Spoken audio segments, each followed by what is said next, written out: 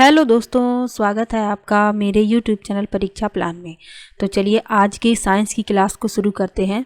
Class 6 की book का 7वां lesson है गति एवं दूरियों का मापन। तो चलिए वीडियो को शुरू करते हैं। गति और दूरियों को किस प्रकार से मापा जाता है, इस विषय में आज चर्चा करेंगे। तो चलिए शुरू करते हैं आज के लेसन को। लिखा है, पहेली तथा बूझो की कक्षा के सभी बच्चों के बीच ग्रीष्म अवकाश में भ्रमण किए गए स्थानों के बारे में सामान्य चर्चा हो रही थी। एक बच्चा अपने पैतृक गांव पहले रेलगाड़ी, फिर बस और अंत में बैलगाड़ी का उपयोग करके गया था। एक विद्यार्थी ने वायुयान से यात्रा की थी। एक अन्य विद्यार्थी ने अवकाश के अनेक दिन अपने चाचा जी की नाव में सैर करके मछली पकड़ने में व्यतीत किए थे। इसके पश्चात अध्यापक ने विद्यार्थियों से समाचार पत्र के उन लेखों को पढ़ने के लिए कहा जिनमें उन छोटे पहियों वाले वाहनों के बारे में वर्णन है जो मंगल ग्रह की धरती पर चले थे और प्रयोग भी किए। इन वाहनों को मंगल ग्रह तक ले जाने का कार्य अंतरिक्ष यान द्वारा किया गया था। इसी बीच पहेली प्राचीन भारत के बारे में कहानियां पढ़ती रही तथा अब वह यह जानना चाहती है कि प्राचीन काल में लोग एक स्थान से दूसरे स्थान की यात्रा कैसे करते थे। यानी पहेली ये सोच रही है कि अब तो साधन है, बस है, रेलगाड़ी है, हवाई जहाज हैं, लेकिन प्राचीन काल में तो ऐसा कुछ भी नहीं था। तो लोग एक स्थान से दूसरे स्थान पर कैसे जाते थे, इस बारे में तो यही पढ़ेंगे। यातायात की कहानी कि किस प्रकार से विकास हुआ, लोग पहले कैसे यात्रा करते थे और अब कैसे यात्रा करते हैं और कितना अंतर है इन यात्राओं में, तो इसके बारे में जानेंगे। तो लिखा है, प्राचीन काल में लोगों के पास यातायात के कोई साधन नहीं थे। वे पैदल चलते थे तथा अपना सामान अपनी पीठ पर लाद कर ले जाते थे। तो सोचिए उस समय यात्रा करना कितना कठिन था। लोग पैदल भी चलते थे और अपना सामान भी पीठ पर लाद कर ले जाते थे। बाद में मानव यातायात के लिए पशुओं का उपयोग करने लगा। उसके बाद क्या हुआ कि जब मानव को थोड़ी समझ आई तो उसने पशुओं को यातायात के लिए उपयोग में लाया। तो पशु जो हैं, सामान उनके ऊपर लाद दिया जाता था और वे एक स्थान से दूसरे स्थान जो सामान ले जाते थे तो उसमें उन्हें आसानी हो गई। जो पशु थे वह सामान को एक स्थान से दूसरे स्थान पर ले जाने लगे। इसके अलावा लोग उनकी सवारियां भी करने लगे। आगे लिखा है, प्राचीन काल में जल मार्गों में आने जाने के लिए नावों का उपयोग किया जाता था। आरंभ में लकड़ी के लट्ठों से, जिनसे खोखली गुहका बनाई जा सके, नावें बनाई जाती थीं। इसके पश्चात लोगों ने लकड़ी के विभिन्न टुकड़ों को आपस में जोड़कर नाव की आकृति बनाना सीख लिया। तो जल मार्गों में लोग क्या करते थे, नावों का उपयोग करते थे। लकड़ी के विभिन्न टुकड़ों को आपस में जोड़कर नाव की आकृति को उन्होंने बनाना सीख लिया था। तो जल मार्ग में भी उन्हें आसानी हो गई थी एक स्थान से दूसरे स्थान में जाने के लिए। आगे लिखा है, ये नावें जल में रहने वाले जीवों की आकृति के सदृश थी। यानी जल में जो जीव रहते हैं जैसे मछली, उसी प्रकार से ये नाव की आकृति बनाई गई थी। आगे लिखा भी है कि अध्याय 5 और 6 में मछलियों की धारा रेखीय आकृति से संबंधित चर्चा को याद कीजिए, क्योंकि मछली जो है उसका शरीर धारा रेखीय होता है।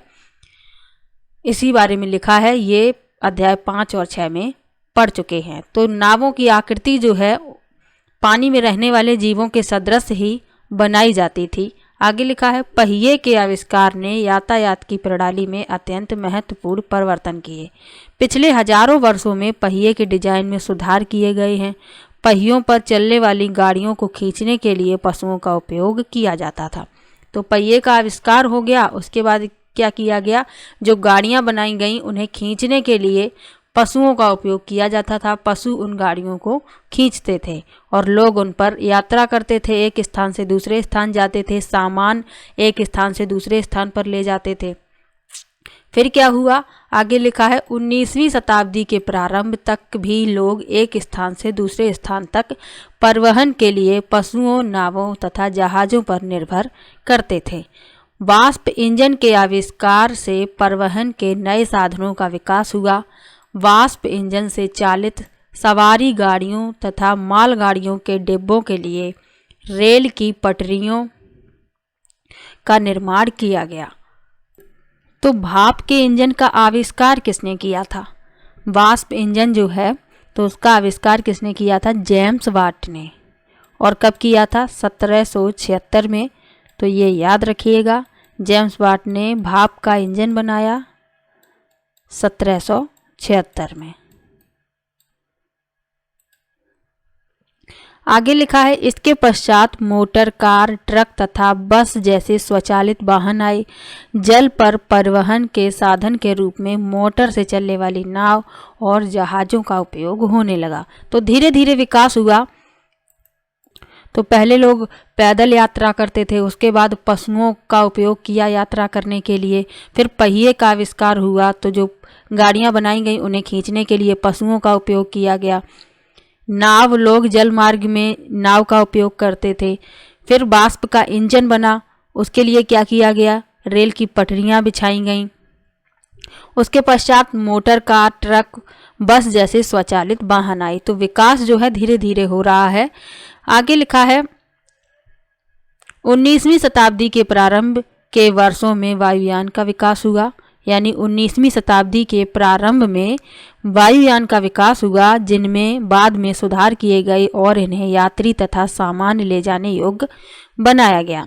विद्युत रेलगाड़ी, एकल रेल, एक पटरी रेल, पराध्वनिक यानी सुपरसोनिक वायुयान तथा अंतरिक्ष यान 20वीं शताब्दी के कुछ योगदान हैं।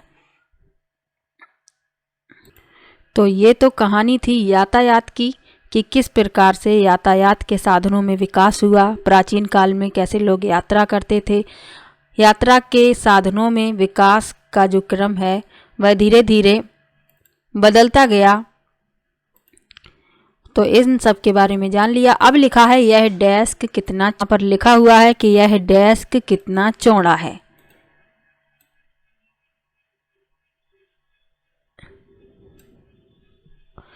दूरी को कैसे मापते हैं, लंबाई को कैसे मापते हैं, ये सब अब जानेंगे। लिखा है लोग यह कैसे पता लगाते थे कि वे कितनी दूर चले हैं। आप यह कैसे पता लगाएंगे कि आप अपने स्कूल तक की दूरी पैदल चलकर तय कर सकते हैं अथवा स्कूल पहुंचने के लिए आपको बस अथवा रिक्शे की आवश्यकता होगी। जब आपको कुछ खरीदना होता है तब क्या आपके लिए बाजार तक पैदल जाना संभव होता है? आप इन प्रश्नों के उत्तर कैसे जानेंगे? कोई स्थान कितना दूर है, यह प्रायः जानना महत्वपूर्ण होता है ताकि हम अनुमान लगा सकें कि वहां पहुंचने के लिए हम कैसे जाएंगे। पैदल चलकर, बस से, रेलगाड़ी से, पानी के जहाज से, वायुयान से अथवा अंतरिक्ष यान लेना होगा। कभी कभी ऐसी वस्तुएं भी होती हैं जिनकी लंबाई अथवा चौड़ाई जानने की हमें आवश्यकता होती है। पहेली तथा बूझों की कक्षा के कमरे में बड़े बड़े डेस्क हैं जिन पर दो दो विद्यार्थी बैठते हैं। पहेली तथा बूझो एक डेस्क पर साथ साथ बैठते हैं, परंतु बहुधा उनमें इस बात को लेकर झगड़ा होता रहता है कि दूसरा साथी डेस्क के अधिक भाग का उपयोग कर रहा है। अध्यापक के सुझाव पर उन्होंने डेस्क की लंबाई मापने का निश्चय किया। डेस्क के ठीक मध्य में एक चिन्ह बनाया तथा डेस्क को दो बराबर भागों में बांटने के लिए एक रेखा खींची। तो इस तरीके से अध्यापक ने डेस्क को बांटा है। आगे लिखा है ये दोनों ही अपने मित्रों के साथ गिल्ली डंडा खेलने के शौकीन हैं और बूझो तो सदैव ही अपने पास एक गिल्ली और एक डंडा रखता है। उन्होंने गिल्ली और डंडे का उपयोग करके डेस्क की लंबाई मापने का प्रयास किया। तो उन्होंने क्या किया कि गिल्ली डंडे से सोचा कि इस डेस्क को माप लें और उसको सही से बांट लें। तो लिखा है ऐसा लगता है कि डेस्क की लंबाई दो डंडों की लंबाई तथा दो गिल्लियों की लंबाई के योग के बराबर है। डेस्क के मध्य में रेखा खींचने पर दोनों प्रसन्न दिखाई देते हैं क्योंकि दोनों को आधा आधा डेस्क मिल गया, जिसमें डेस्क का आधा भाग लंबाई में एक डंडे और एक गिल्ली की लंबाई के बराबर है। कुछ दिनों के बाद खींची गई रेखा मिट जाती है। बूझो का पुराना गिल्ली डंडा खो गया है। अब उसके पास गिल्ली डंडे का नया सेट है। अब देखिए वे गिल्ली डंडे के नए सेट का उपयोग करके डेस्क की लंबाई को किस प्रकार मापते दिखाई देते हैं।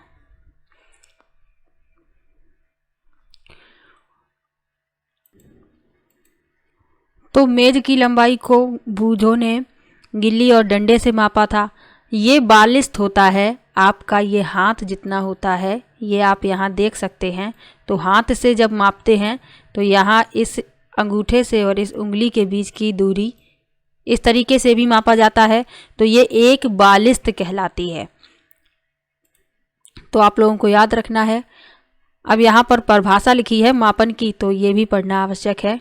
मापन का अर्थ किसी अज्ञात राशि की उसी प्रकार की कुछ राशि से तुलना करना है। इस ज्ञात निश्चित राशि को मात्रक कहते हैं। किसी माप के परिणाम को दो भागों में व्यक्त किया जा सकता है। एक संख्या है, दूसरा भाग ली गई माप का मात्रक होता है। उदाहरण के लिए, यदि कक्षा के कमरे की लंबाई आपके 12 पैर की लंबाई के बराबर है तो 12 एक संख्या है तथा पैर की लंबाई एक मात्रक है जिसे मापन के लिए चुना गया है। तो मापन का अर्थ है किसी अज्ञात राशि का उसी प्रकार की किसी निश्चित ज्ञात राशि से तुलना करना, और जो निश्चित ज्ञात राशि है वही मात्रक कहलाती है, जिस प्रकार से यहाँ उदाहरण के द्वारा समझाया गया है। अब पढ़ेंगे मापन के मानक मात्रक, यानी मापन के जो मानक मात्रक हैं उनके बारे में। लिखा है प्राचीन काल में पैर की लंबाई, अंगुली की चौड़ाई तथा एक कदम की दूरी, इन सभी मापकों का मात्रक के रूप में सामान्य उपयोग होता था। तो ये बात है प्राचीन काल की। हड़प्पा सभ्यता के लोगों ने अवश्य ही लंबाई के बहुत अच्छे मापन का उपयोग किया होगा, क्योंकि यह खुदाई में प्राप्त परिशुद्ध ज्यामितीय रचनाओं को देखने से प्रमाणित होता है। कोहिनी से अंगुली के छोर तक की लंबाई, जिसे हाथ कहते हैं, लंबाई के रूप में प्राचीन मिस्र में उपयोग किया जाता था, जिसे संसार के अन्य भागों में भी मान्यता प्राप्त थी। संसार के विभिन्न भागों में लोग लंबाई के मात्रक के रूप में फुट का उपयोग करते थे। अलग अलग क्षेत्रों में फुट की लंबाई थोड़ी भिन्न थी। तो संसार के विभिन्न भागों में लंबाई के मात्रक के रूप में फुट का उपयोग किया जाता था और इसकी जो लंबाई है अलग अलग क्षेत्रों में अलग अलग थी। आगे लिखा है लोग एक गज कपड़ा फैली बांह के सिरे से अपने ठोड़ी तक मापते थे। रोमवासी अपने पग अथवा कदमों से लंबाई मापते थे। तो एक गज कपड़ा कैसे मापा जाता था? फैली बांह के सिरे से अपने ठोड़ी तक। और रोमवासी क्या करते थे? कदमों से लंबाई मापते थे। आगे लिखा है प्राचीन भारत में छोटी लंबाइयों को मापने के लिए अंगुल अथवा मुट्ठी का उपयोग किया जाता था।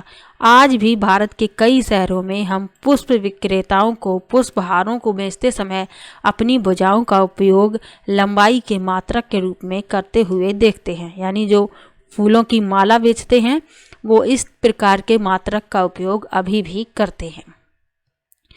सुविधा अनुसार शरीर के ऐसे बहुत से भागों का मात्रकों के रूप में उपयोग होता रहा है।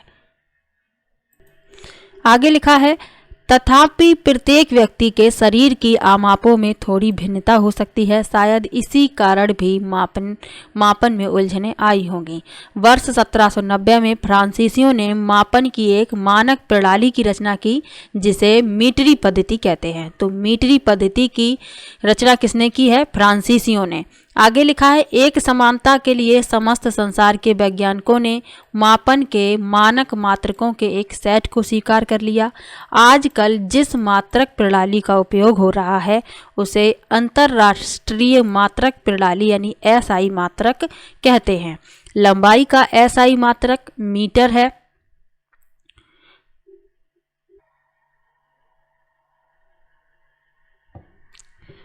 तो लंबाई का एसआई मात्रक क्या है? मीटर है। आगे लिखा है प्रत्येक मीटर को 100 बराबर भागों में विभाजित किया जाता है, जिसे सेंटीमीटर कहते हैं। यानी कि 1 मीटर में 100 सेंटीमीटर होते हैं या 1 मीटर 100 सेंटीमीटर के बराबर होता है। 1 सेंटीमीटर के 10 बराबर भाग होते हैं जिन्हें मिलीमीटर कहते हैं, यानी कि 1 मीटर में होते हैं 100 सेंटीमीटर और 1 सेंटीमीटर में होते हैं 10 मिलीमीटर। आगे लिखा है लंबी दूरियों के मापन के लिए मीटर एक सुविधाजनक मात्रक नहीं है। इसके लिए हम एक बड़े मात्रक को परिभाषित करते हैं जिसे किलोमीटर कहते हैं। तो 1 किलोमीटर में 1000 मीटर होते हैं और इसे उपयोग किया जाता है लंबी दूरियों को मापने के लिए। आगे लिखा है अब हम अपने सभी मापन क्रियाकलापों को मानक पैमानों का उपयोग करके दोहरा सकते हैं तथा लंबाइयों को एसआई मात्रकों में माप सकते हैं। तो मापन के बारे में पढ़ लिया, पहले कैसे वस्तुओं को मापा जाता था, अब किस प्रकार से मापते हैं, ये सब पढ़ लिया। अब पढ़ेंगे हमारे चारों ओर गतिशील वस्तुएं। लिखा है उन वस्तुओं के बारे में सोचिए जो आपने हाल ही में देखी हैं, उनकी सूची सारणी में बनाइए।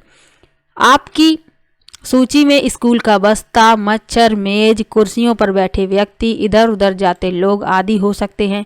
इसके अतिरिक्त तितलियां, कुत्ते, गाय, आपका हाथ, छोटा बच्चा, जल में मछली, घर, फैक्ट्री, पत्थर, घोड़ा, गेंद, बल्ला, चलती रेलगाड़ी, सिलाई मशीन, दीवार की घड़ी, घड़ी की सुइयां भी हो सकती हैं। आप जितनी लंबी सूची बना सकते हैं बनाइए। अब इनमें से कौन गतिशील है और कौन विराम में है? आपने यह सुनिश्चित किया कि कोई वस्तु गति में है अथवा विराम में है। आपने यह देखा कि चिड़ियां कुछ समय पश्चात पहले वाले स्थान पर नहीं दिखाई देती जबकि मेज उसी स्थान पर है। इस आधार पर आपने यह सुनिश्चित किया कि कोई वस्तु गति में है अथवा विराम में। तो जो वस्तुएं एक स्थान से दूसरे स्थान पर चली गईं वे गतिशील हैं, और जो स्थिर हैं, स्वयं एक स्थान से दूसरे स्थान पर नहीं जा सकती, तो वे विराम अवस्था में कहीं जाती हैं। जैसे मेज है, कुर्सी है, ये विराम अवस्था में है। इसके अलावा चिड़िया, चींटी, घड़ी की सुइयां ये गतिशील अवस्था में हैं। तो इसी में आगे पढ़ेंगे गतियों के प्रकार, कि गतियां कितने प्रकार की होती हैं इसके बारे में। तो इससे आपको एक प्रश्न मिलेगा, तो इसको ध्यान से समझिएगा। लिखा है आपने सीधी सड़क पर किसी वाहन की गति, किसी परेड में सिपाहियों के मार्च पास्ट की गति अथवा किसी गिरते पत्थर की गति का प्रेक्षण किया होगा। यह किस प्रकार की गति है? 100 मीटर दौड़ प्रतियोगिता में धावक भी सरल रेखा के अनुदिश दौड़ते हैं।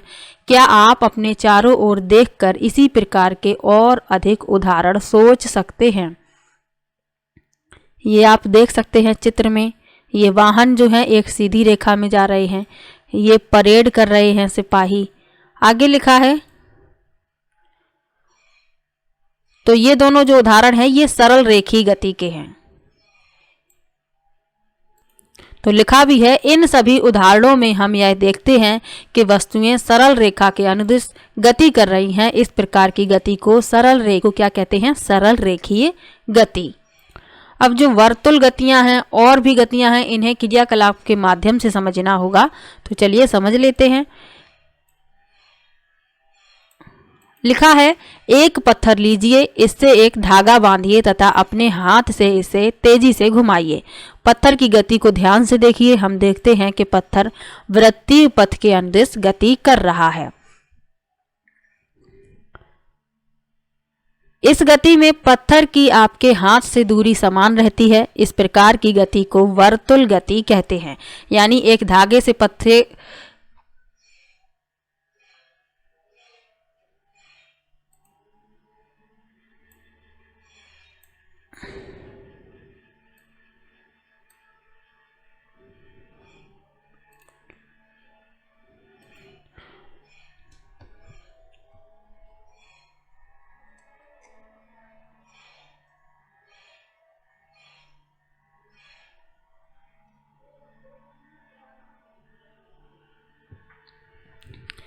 इन सभी उदाहरणों में हम देखते हैं कि वस्तुएं सरल रेखा के अनुदिश गति कर रही हैं। इस प्रकार की गति को सरल रेखीय गति कहते हैं।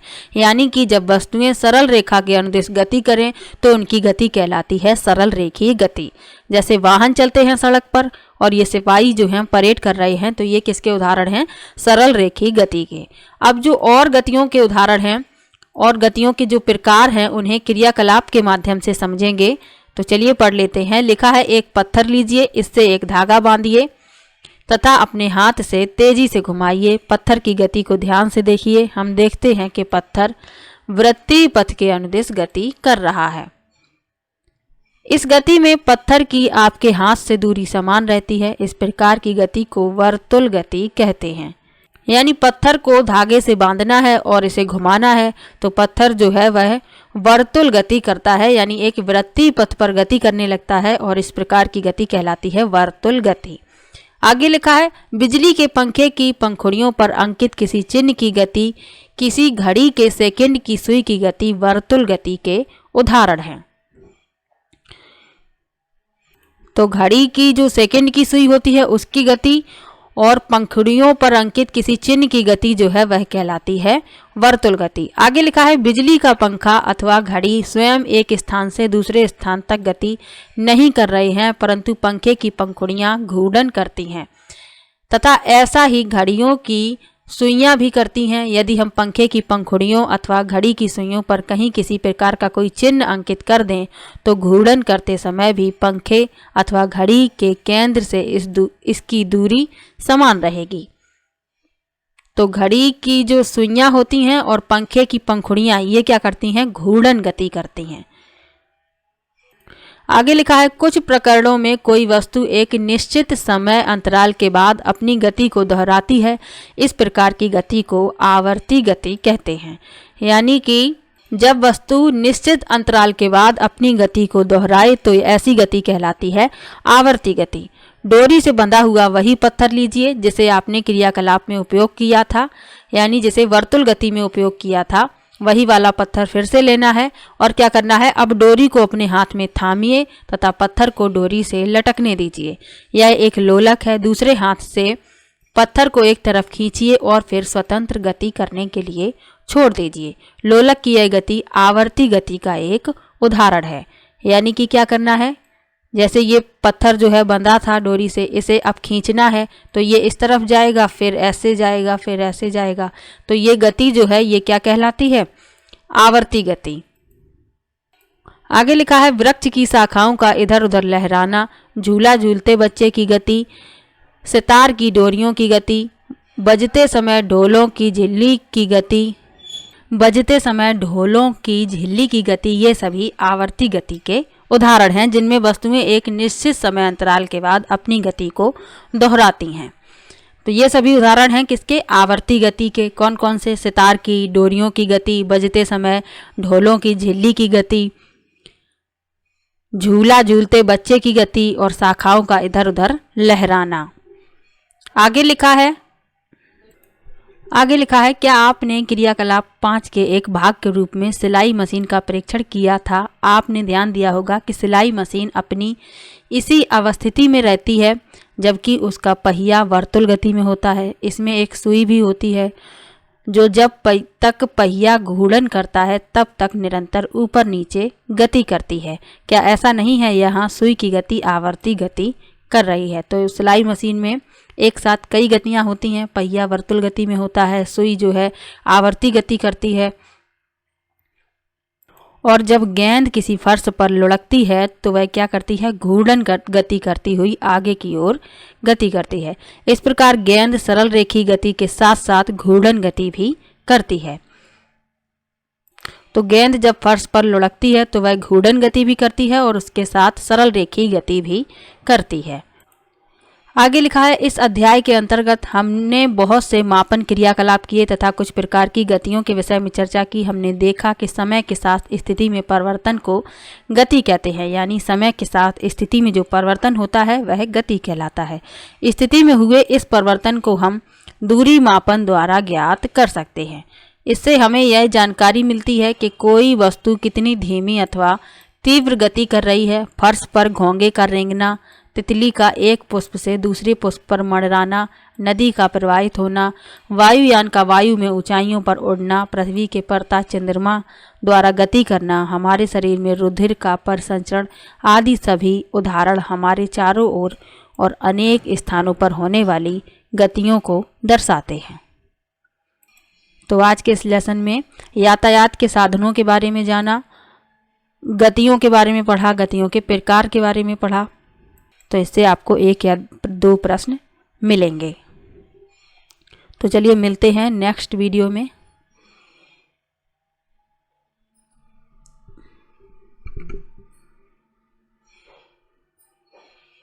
तो वीडियो कैसा लगा कमेंट बॉक्स में ज़रूर बताइएगा। वीडियो को लाइक कीजिए, शेयर कीजिए और चैनल को सब्सक्राइब कर लीजिए। मिलते हैं नेक्स्ट वीडियो में, तब तक के लिए बाय बाय।